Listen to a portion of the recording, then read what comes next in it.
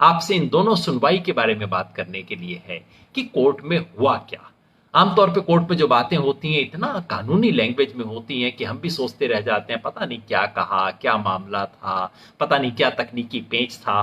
तो मैं साधारण भाषा में समझाना चाहता हूं कि ये मामला था क्या, ये क्यों हमारे लिए जरूरी है। इमरजेंसी के दिनों में 1975, 76, 77 के बीच सन 76 में एक प्रसिद्ध केस आया था जिसको एडीएम जबलपुर केस कहा जाता है। यह केस सुप्रीम कोर्ट के सामने आया था। उस केस में असली सवाल यह था कि इस वक्त इमरजेंसी देश में है तो क्या किसी व्यक्ति को गोली मारी जा सकती है? अगर किसी व्यक्ति के जान ले ली जाए तो क्या वो व्यक्ति सुप्रीम कोर्ट में आके, वो व्यक्ति, उसकी तरफ से कोई और व्यक्ति आके सुप्रीम कोर्ट में कह सकता है कि आपने जान कैसे ली, आपने मौलिक अधिकारों का हनन कैसे किया? ये मामला सुप्रीम कोर्ट के सामने आया था और दुर्भाग्यवश उस वक्त सुप्रीम कोर्ट ने फैसला दिया था कि हां, इमरजेंसी है, ऐसे में किसी भी फंडामेंटल राइट्स का कोई महत्व नहीं है और इसे छीना जा सकता है। भारत के सुप्रीम कोर्ट के इतिहास में एडीएम जबलपुर को एक तरह का धब्बा माना जाता है। जब भी कानून की पढ़ाई होती है लोग याद दिलाते हैं कि एडीएम जबलपुर जैसा मामला तो नहीं हो जाएगा कहीं पे। प्रशांत भूषण के बारे में जो सुनवाई चल रही है, ये सुनवाई उतनी ही महत्वपूर्ण है जितना एडीएम जबलपुर वाला केस था। ये केस प्रशांत भूषण पे नहीं है, ये केस आप पे और मुझ पे है, इस देश के हर नागरिक पे है जो अपनी आवाज खोलता है, जो अपना मुंह खोलता है, जो सच को सच कहता है, झूठ को झूठ बोलता है। जैसे मैं इस वक्त आपके सामने बोल रहा हूं, आप भी अपनी तरफ कहीं बोलते होंगे। देश का जो नागरिक खुल के बोलता है उसको इस केस के बारे में ध्यान से देखना चाहिए, क्योंकि प्रशांत भूषण केवल नाम है। ये केस इस देश के हर ऐसे व्यक्ति के बारे में है जो कि सच्चाई को, जो न्याय को, जो स्वतंत्रता को, अभिव्यक्ति को और सुप्रीम कोर्ट की गरिमा को महत्व देता है। आप जानते हैं इनके बारे में दो केसेस हैं, मैं पहले आपको बता चुका हूं। ये दो अलग अलग केसेस हैं जो एक साथ अचानक उठाए गए हैं। एक केस है जो 2009 में शुरू हुआ था, जिसके बारे में मैं विस्तार से पहले आपको बता चुका हूं। ये केस 2012 तक चला और फिर अचानक सुप्रीम कोर्ट ने पिछले हफ्ते फैसला किया इसकी सुनवाई करने का। और दूसरा केस है 27 और 29 जून को दो ट्वीट प्रशांत भूषण जी ने किए थे, जिसका सुप्रीम कोर्ट ने अचानक संज्ञान लिया और उसके बारे में बातचीत शुरू हो गई। आपको ध्यान ही होगा इसके बारे में मैं 4-5 सवाल पहले भी उठा चुका हूं। नंबर 1 कि जब पूरा सुप्रीम कोर्ट इस वक्त कह रहा है कि हम केवल मोस्ट अर्जेंट मामलों को ही सुनेंगे और इतने बड़े बड़े मामलों को सुन नहीं रहा, ऐसे में अचानक दो ट्वीट और 8 साल पुराना केस कैसे याद आ गया? दूसरा, वो कोर्ट जो इतना स्लो काम करता है, आज की सुनवाई 6 हफ्ते बाद अगली सुनवाई, वो कोर्ट अचानक इतना द्रुत गति से कैसे काम करने लग गया? तीसरा, 31 लोगों के सुप्रीम कोर्ट में ले दे के यही 3 लोगों की बेंच क्यों मिली? अरुण मिश्रा जी जस्टिस जो हैं न्यायमूर्ति, केवल उन्हीं की बेंच को दोनों केस क्यों दिए गए, जबकि उनके बारे में प्रशांत भूषण और उनकी कुछ खुली तल्ख बहसें हो चुकी हैं। उनके बारे में प्रशांत भूषण ने चीफ जस्टिस ऑफ इंडिया को चिट्ठी लिखी है, उनको केस क्यों दिया गया? चौथा सवाल ये कि इसका मामले की जो पिटीशन जिसके आधार पे किया जा रहा था, ये दो ट्वीट वाला मामला, वो पिटीशन तो ऐसी है जिसको किसी सेशन जज के सामने आप रख देंगे, वो फेंक देगा, कहेगा ऐसी बेकार पिटीशन में कैसे एंटरटेन कर सकता हूं, सुप्रीम कोर्ट उसके लिए जगह क्यों निकाल रहा है? ये सब सवाल मैंने पहले उठाए थे, बताए थे, लेकिन सुप्रीम कोर्ट ने फैसला किया है कि संज्ञान लेगा। सुप्रीम कोर्ट ने फैसला किया सुनवाई होगी। तो कल और आज इन दोनों मामलों की सुनवाई हुई है। कल यानी कि 4 अगस्त को पुराने वाले मामले की सुनवाई हुई जो 2009 में शुरू हुआ था। प्रशांत जी ने तहलका मैगजीन को एक इंटरव्यू दिया था जिसमें उन्होंने कहा था कि तब से उससे पहले जो 16-17 जज आए थे उनमें से आधे कम से कम करप्ट हैं। और दूसरा मुकदमा जो एसएमएस वाला था उसकी सुनवाई आज हुई। कल की सुनवाई में हुआ क्या उसके बारे में काफी लोगों के मन में संदेह है, चूंकि कल बड़ी अद्भुत बात हुई। इस केस के अंदर कुछ भी बात साधारण नहीं हो रही, बड़े अनोखे काम हो रहे हैं। केस में सुनवाई हो रही है वेबसाइट के जरिए, जो कि सब जगह पे आजकल हो रहा है। ऑनलाइन सुनवाई हो रही है, प्रत्यक्ष कोर्ट तो खुला नहीं है। लेकिन उस ऑनलाइन सुनवाई में, वैसे ही ऑनलाइन सुनवाई में बहुत कम लोगों को इजाजत होती है, केवल जो पक्ष हैं, फिर उसके बाद जो उनके वकील हैं और कुछ थोड़े से मीडिया के लोगों को उसके अंदर अनुमति होती है।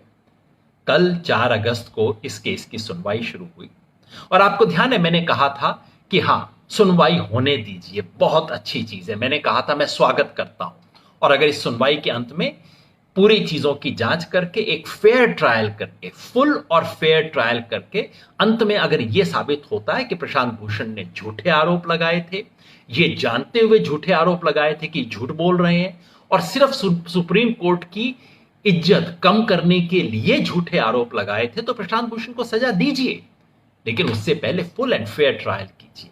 प्रशांत भूषण ने जो एफिडेविट में लिख के दिया है उन पे बात हो। उन्होंने, प्रशांत भूषण ने कहा कि ठीक है, आप कहते हैं मैं अनर्गल आरोप लगाता हूं।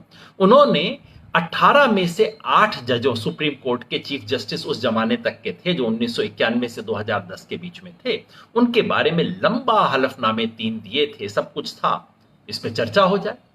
लेकिन वो हुआ नहीं, कुछ अजीब हुआ। कल जब चर्चा शुरू हुई तो माननीय अरुण मिश्रा जी, जो उस बेंच को हेड कर रहे थे, उन्होंने चर्चा शुरू होते ही प्रशांत जी के जो वकील राजीव धवन जी, बहुत वरिष्ठ वकील हैं, सुप्रीम कोर्ट के सबसे वरिष्ठ वकीलों में से एक हैं, उनसे कहा मैं आपसे अलग से बात करना चाहता हूं। और वेबसाइट, वो जो पूरा हियरिंग होती है, जूम कॉल या जिसके भी थ्रू होता होगा, उसको म्यूट कर दिया गया। ओपन हियरिंग का नियम है। ओपन हियरिंग किस लिए होती है? ताकि पीछे से कुछ बातचीत ना हो, जो हो जनता के सामने हो, कोर्ट में हो, खुले कोर्ट में हो, बिल्कुल ये मर्यादा है कोर्ट की। और वहां हुआ क्या? जूम को म्यूट कर दिया गया और फिर जज साहब की तरफ से, और वो बोलते जा रहे, राजीव धर्म बोल रहे हैं लेकिन उनका तो फोन म्यूट है।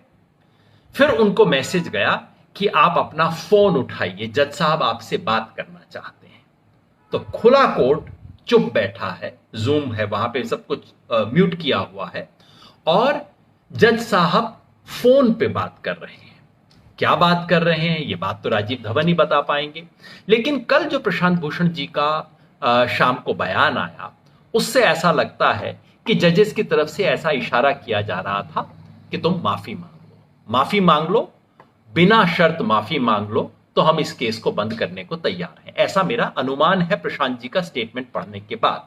लेकिन ये सही बात तो प्रशांत जी या राजीव धवन ही बता पाएंगे कि क्या बात हुई थी। लेकिन मामला ले दे के कुल माफी का था, ये हम इसलिए जानते हैं क्योंकि उसके बाद तरुण तेजपाल, जो कि दूसरे व्यक्ति जिन पे केस चल रहा था, उन्होंने बिना शर्त माफी मांग ली। लेकिन प्रशांत भूषण तो प्रशांत भूषण है, उन्होंने माफी नहीं मांगी। प्रशांत भूषण ने कहा, हां मैं इतना कहने को तैयार हूं कि अगर मेरे कहने से उन पुराने जजेस जो ज्यादातर अब नहीं रहे हैं, उनमें से जो हैं या उनके परिवार वालों को अगर कष्ट पहुंचा हो तो मुझे इसका खेद है कि उन्हें कष्ट पहुंचा। लेकिन प्रशांत भूषण ने ना तो ये कहा कि मैं माफी मांगता हूं, ना उन्होंने कहा कि मैंने सर्वोच्च न्यायालय की अवमानना की, ना ही उन्होंने अपने एफिडेविट में जो कुछ कहा उसका एक शब्द भी वापस लिया। तो यह मामला और खिंचा। फिर सुप्रीम कोर्ट ने दोबारा उसकी सुनवाई शुरू की।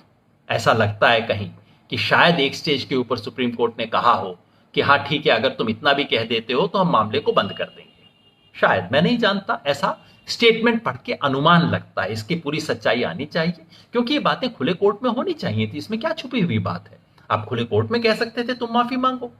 ये बंद लिफाफे का जो जूरिस्प्रूडेंस है, ये जो पिछले कुछ समय से चल रहा है, चीजें सील बंद लिफाफे में दी जाएंगी, अब बंद करके, म्यूट करके, फोन पे अलग से बात होगी, मेरी मोटी बुद्धि के हिसाब से ये तो कोई न्यायिक प्रक्रिया नहीं है। बाकी समझदार लोग हैं, आप में से वकील भी होंगे, आप बेहतर बताएंगे।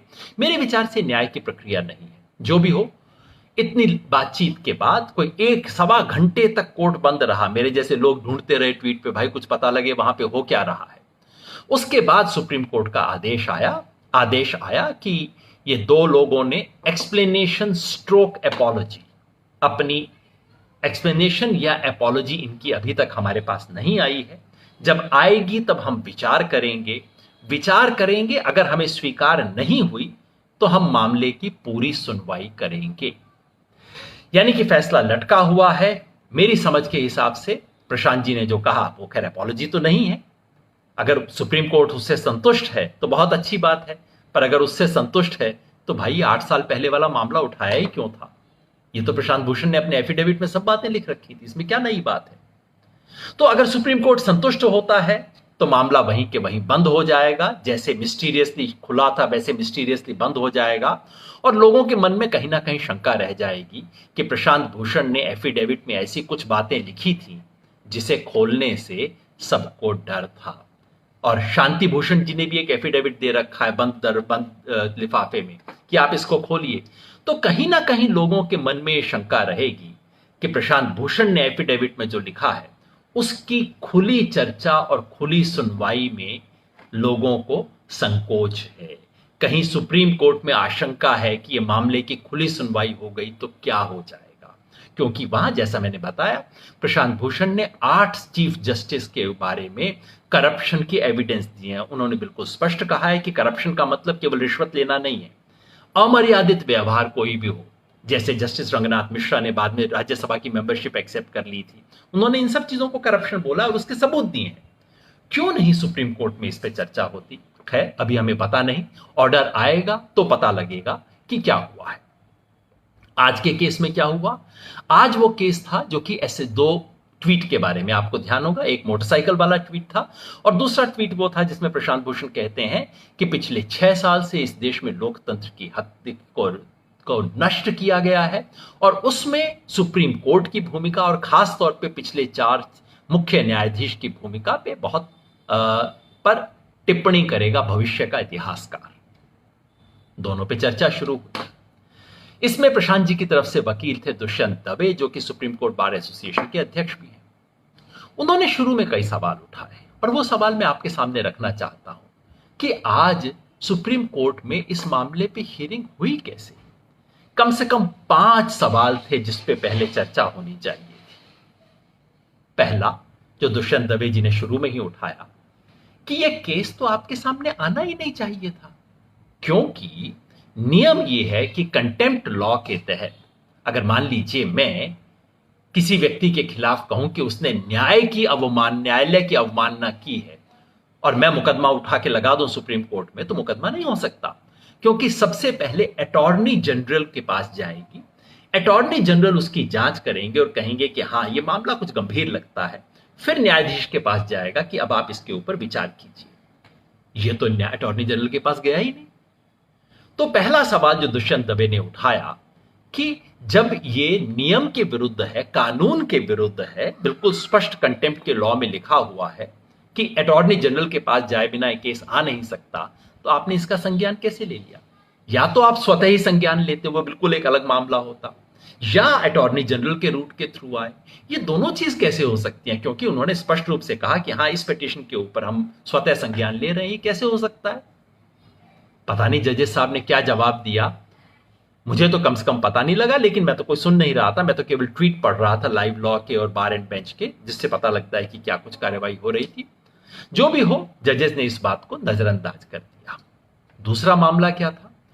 इस मामले में 16 लोगों ने, अरुणा रॉय और इस देश के 16 प्रतिष्ठित लोगों ने कहा था अगर प्रशांत भूषण इसमें दोषी हैं तो कृपया आप हमें भी इसमें पार्टी बनाइए, हम भी वो कहना चाहते हैं, हम भी इसके दोषी हैं, आप हमें इस केस में इंप्लीड करने की, इस केस में जुड़ने की अनुमति दीजिए।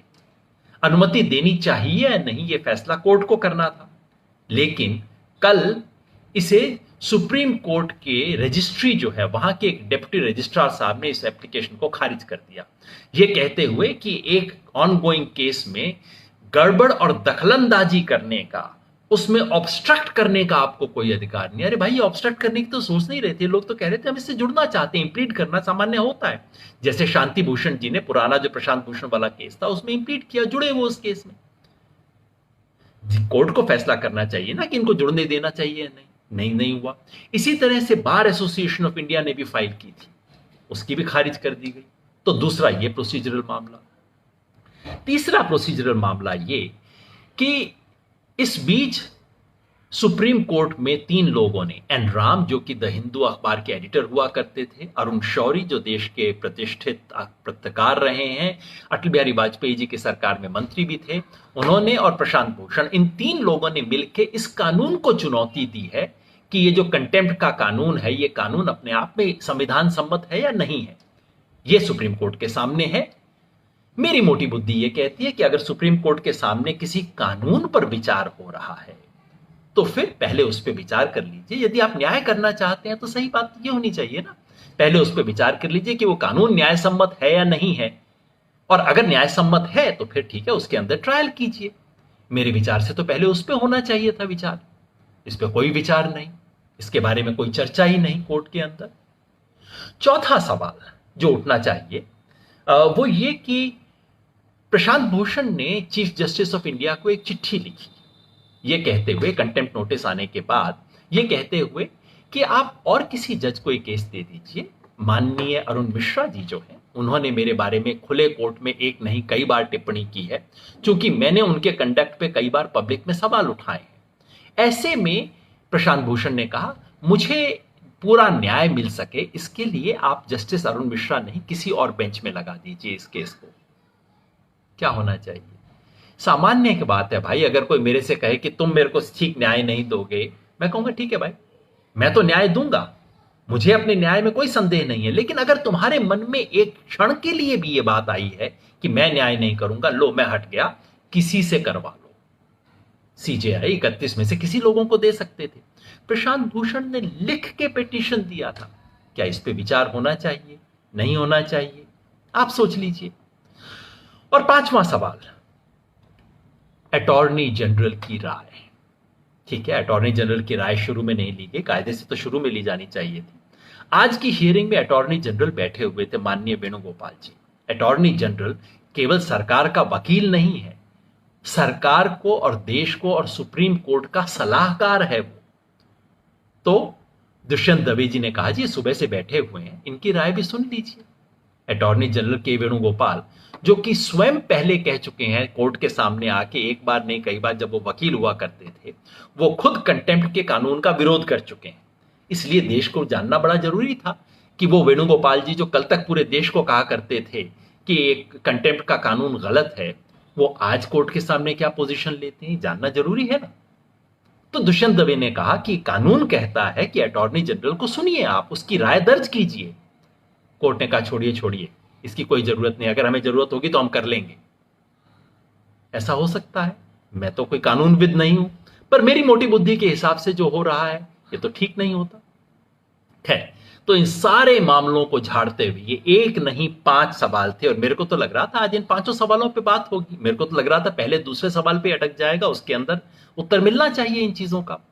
बेंच ने फटाफट करते गए, नहीं छोड़िए छोड़िए, अब आगे बढ़िए, अब आगे बढ़िए, अब आप आगे बढ़िए। कुछ सवाल उठे, कुछ सवाल उठे ही नहीं आज। फिर कोर्ट ने पूछा कि ये दो ट्वीट सही हैं क्या? दुष्यंत दवे ने कहा, साहब पहला जो ट्वीट है ये तो पूरी तरह से फैक्चुअल है, इसमें तो केवल फैक्ट्स बताए गए हैं। जज साहब ने पूछा इसके पीछे कुछ पॉलिटिक्स है? फिर बोले नहीं नहीं, मैं हंसी में पूछ रहा था।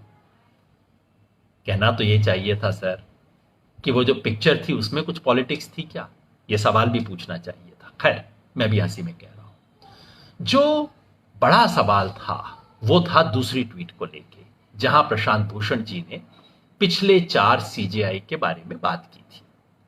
और प्रशांत भूषण जी ने परसों कोर्ट के सामने लंबा एफिडेविट दिया। 134 पेज का एफिड दे के प्रशांत भूषण ने कहा कि हां, मैं इस ट्वीट के एक एक शब्द पे कायम। प्रशांत भूषण ने स्पष्ट कहा कि ये जो जज वाला था, ये जो मोटरसाइकिल वाला था, उसमें एक गलती थी कि साहब मोटरसाइकिल स्टैंड पे खड़ा था। जब स्टैंड पे खड़ा होता है तो आपके लिए हेलमेट अनिवार्य नहीं होता। ये मेरे से भूल हुई है, इसके अलावा इसमें कोई गलत बात मैंने नहीं लिखी है।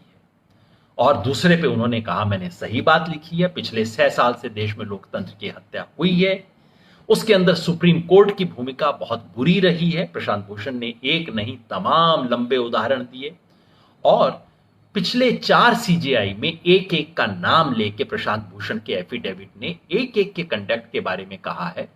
वहां करप्शन का आरोप नहीं है, ये याद रखिए। इन 4 सीजेआई के विरुद्ध प्रशांत भूषण ने करप्शन का आरोप नहीं लगाया है, करप्शन शब्द का इस्तेमाल नहीं किया है। उन्होंने केवल यह कहा है कि इन 4 सीजेआई के वक्त देश में बिना इमरजेंसी लगाए हुए जो लोकतंत्र की हत्या हो रही है, उसमें सुप्रीम कोर्ट की भूमिका दुखदायी रही है। उन्होंने वो नहीं किया जो उन्हें करना चाहिए था। और प्रशांत भूषण के एफिडेविट ने एक नहीं लंबी लिस्ट गिनाई है जजेस को क्या क्या करना चाहिए था, क्या हुआ, क्यों नहीं हुआ। जस्टिस केयर के जमाने में जब कलिको पुल का केस आया, सुइसाइड नोट वाला आपको याद दिला दो, बिरला सहारा केस आया, उसके बारे में उन्होंने कहा क्या होना चाहिए था, क्या हुआ। जस्टिस दीपक मिश्रा के जमाने में एक नहीं न जाने कितने केसेस आए, और उन्हीं का जमाना था जबकि 4 जजेस की प्रेस कॉन्फ्रेंस भी हुई। उस प्रेस कॉन्फ्रेंस का आज दुष्यंत दवे जी ने हवाला दिया कि भाई सुप्रीम कोर्ट के जज खुद प्रेस कॉन्फ्रेंस करके कह रहे थे कि लोकतंत्र को खतरा है, सुप्रीम कोर्ट में जो हो रहा है उससे लोकतंत्र को खतरा है। प्रशांत भूषण ने बोल दिया तो क्या हो गया? आप उन जज के खिलाफ कंटेम्प्ट ऑफ कोर्ट लगाएंगे जिन्होंने बोला था? दुष्यंत दवे ने सवाल आज पूछे। उसके बाद आए जस्टिस गोगोई, जिनके अगेंस्ट खुद सेक्सुअल हैरेसमेंट का मुकदमा आया। दुष्यंत दवे ने आज कोर्ट से पूछा कि साहब, जिस महिला ने चीफ जस्टिस ऑफ इंडिया के विरुद्ध आरोप लगाए थे उस महिला को आपने नौकरी भी वापस दे दी, सब कुछ उसके खिलाफ जितने एक्शन लिए थे सब एक्शन वापस ले लिए। इसका मतलब जो वो बोल रही थी सच ही बोल रही थी ना। अगर उस महिला ने सुप्रीम कोर्ट के चीफ जस्टिस के विरुद्ध झूठे आरोप लगाए थे तो आपने उसे वापस नौकरी क्यों दे दी? और अगर वो सच्ची थी तो फिर प्रशांत भूषण इसके बारे में क्यों नहीं बोल सकता? सारा देश जिस सवाल पे बोल रहा था। सीजेआई के विरुद्ध मुकदमा, शनिवार के दिन वो विशेष बेंच खोलते हैं, सुप्रीम कोर्ट के दरवाजे शनिवार को खुद खुलवाते हैं, खुद उस बेंच में बैठते हैं, सुनवाई करते हैं, अंत में साइन नहीं करते। दुष्यंत दवे ने पूछा ये सही बात थी क्या? इस पे सवाल नहीं उठने चाहिए क्या? उन्होंने सवाल उठाए। और उसके बाद वर्तमान सीजेआई के काल में कितने महत्वपूर्ण सवाल थे जिन पे चर्चा होनी चाहिए थी, जिन पे कोर्ट को संज्ञान लेना चाहिए था। पूरा देश पूछ रहा है कि इन सवालों पे चर्चा क्यों नहीं होती। प्रशांत भूषण ने सवाल पूछ के क्या जुर्म किया है? ये सब सवाल दुष्यंत दवे ने आज कोर्ट के सामने उठाए। मैं उन्हें सलाम करता हूं। आज भी इस देश में कम से कम कुछ वकील तो बचे हैं जो खड़े होके आंख में आंख डाल के बोल सकते हैं, क्योंकि लोकतंत्र तभी तक जिंदा रहता है जब तक ये हिम्मत बची रहती है।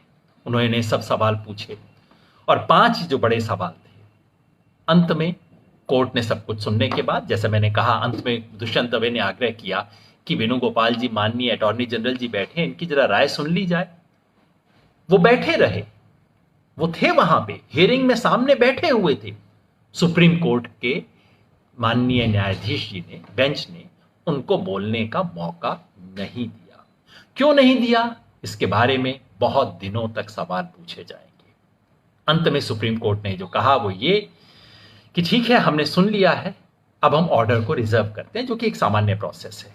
सुनवाई पूरी होने के बाद जजेस ऑर्डर को रिजर्व करते हैं, ऑर्डर किसी दिन दे दिया जाता है। यानी कि दोनों मामलों में, कम से कम दूसरे मामले में सुनवाई पूरी हो चुकी है। मेरी कम से कम उम्मीद रहती कि इनमें से कुछ चीजों पे विस्तार से बात हो सके। दुष्यंत दवे ने हिम्मत से सवाल पूछे। उन्होंने तो यह भी पूछ दिया कि साहब, सारे पॉलिटिकली सेंसिटिव मामले जो हैं वो कुछ खास बेंच को ही क्यों दिए जाते हैं? उन्होंने नाम लेके जज साहब का बोला और कहा कि फला जज साहब को कोई भी पॉलिटिकली सेंसिटिव केस क्यों नहीं दिया जाता। ये सब हुआ, कम से कम कुछ बात हुई। मेरी उम्मीद थी कि इसके बारे में जज साहब सवाल पूछेंगे, सवाल जवाब होगा, पूरी एविडेंस सामने आएगी। मेरी उम्मीद थी कलिको पुल केस से लेके और अब प्रवासी मजदूरों के केस तक, जो सेक्सुअल हैरेसमेंट वाला केस था वो, और जो मेडिकल कॉलेज वाला कुप्रसिद्ध कुख्यात केस जो दीपक मिश्रा जी के जमाने में हुआ था, उन तमाम केसेस के बारे में, एक एक के बारे में चर्चा होगी। पूछा जाएगा प्रशांत भूषण से, बताओ तुम्हारे कहने का क्या आधार है। हालांकि प्रशांत भूषण ने इतने लंबे आधार लगा रखे थे कि उसके बाद किसी को पूछने की गुंजाइश क्या थी। मैं चाहता था इस पे चर्चा हो, उतनी चर्चा तो नहीं हुई जितनी होनी चाहिए थी, लेकिन कम से कम दुष्यंत दवे ने अपनी बात रखी। तो पहले केस में सुनवाई पूरी हो गई है। दूसरे केस में अभी हमें पता नहीं कि सुनवाई पूरी हो गई है या नहीं हुई है। प्रशांत भूषण ने एक स्टेटमेंट दिया है, दुष्यंत दवे और उधर तरुण तेजपाल जी ने अनकंडीशनल माफी मांग ली है। अब सुप्रीम कोर्ट को फैसला करना है कि उसके अंदर और सुनवाई होगी या नहीं। आप सबकी तरह मेरी भी उम्मीद है कि सुनवाई हो, मैं चाहता हूं उन एक एक चीज के बारे में चर्चा। खबरों में बने रहने के लिए फोरम 4 को सब्सक्राइब करें और नोटिफिकेशन पाने के लिए बेल आइकन दबाएं।